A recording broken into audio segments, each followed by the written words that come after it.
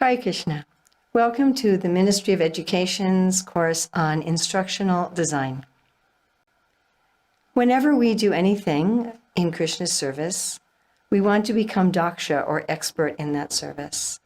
Certainly that expertise comes from our personal purity and realizations, our good sadhana, our studying of the scripture, but it also comes from putting in the time and energy to learn and practice the craft of what we are doing. We can think about Arjuna, who spent so much of his time just learning how to shoot really carefully and exactly. So in this course, we're going to be teaching how to be expert in the craft of teaching. Now, we're not going to be teaching you how to teach exactly, but how to plan your teaching.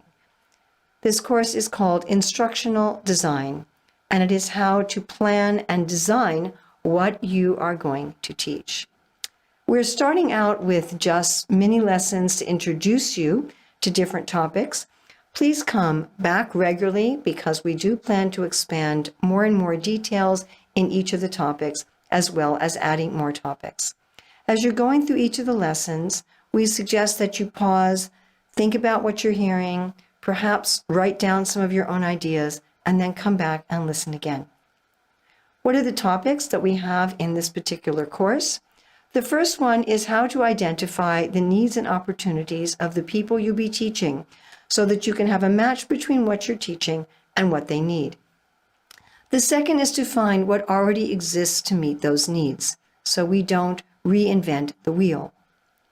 The third is to clearly define your own aims and objectives in teaching. What is the purpose for which you're teaching that one class or a whole multi-class course? The next one is to identify what you want your pupils or participants to be able to demonstrate by the end of your class or your course. What are your objectives that the students will achieve? The next one will be to understand the nature and the qualifications of the people that you're teaching and to adjust your teaching accordingly. We'll also be considering how time affects teaching. Then the various resources that we use in teaching, how to gather them, how to use them, how to identify what we call the irreducible minimum.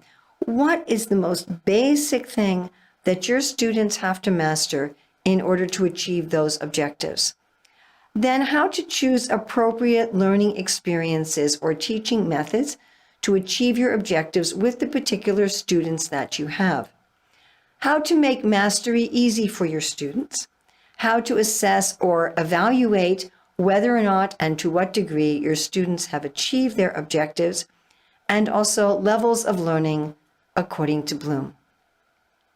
Hare Krishna.